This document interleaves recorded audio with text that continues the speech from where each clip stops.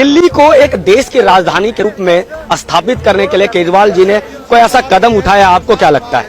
Sir पहली बात तो मैं यहाँ रहती नहीं हूँ। अच्छा। मैं चाइना में रहती हूँ, वहाँ काम जॉब करती हूँ। मैं साल में एक बार आती हूँ और दिल्ली की हालत देके मैं आते जैसे मैं एयरपोर्ट से बाहर आती हूँ, मेरी आंख में आंसू आते हैं कि इस मेरे देश की हालत इस केजरीवाल ने बर्बाद कर दी है। और दूसरी बात मेरा सरनेम मेरी मदर की साइड से केजरीवाल है और मैंने वो सरनेम हटा दिया है कि मुझे बेइज्जती फील होती है इस सरनेम के कारण।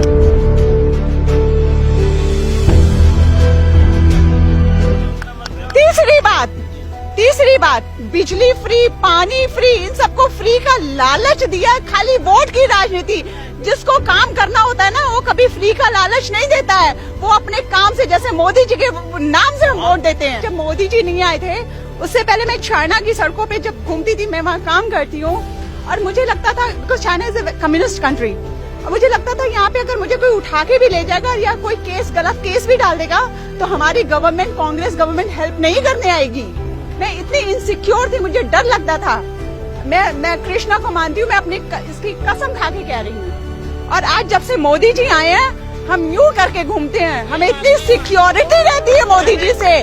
देश में हमारी रेस्पेक्ट हुई है, लोग हमें डरते बोलते तुम्हारा लीडर मोदी चाइनीज बोल नहीं पाते, वो कहते मोदी मोदी हंग how they speak like this.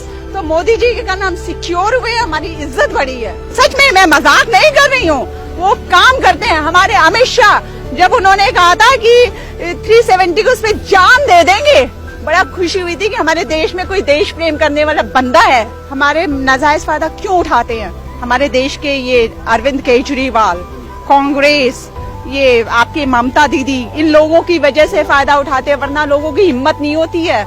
आज हमारी डिमोनिटाइजेशन हुआ था हमारे देश में, पता है चाइना का बिजनेस 3 महीने के लिए ठप हो गया था, वहाँ की इकोनॉमी हिल गई थी।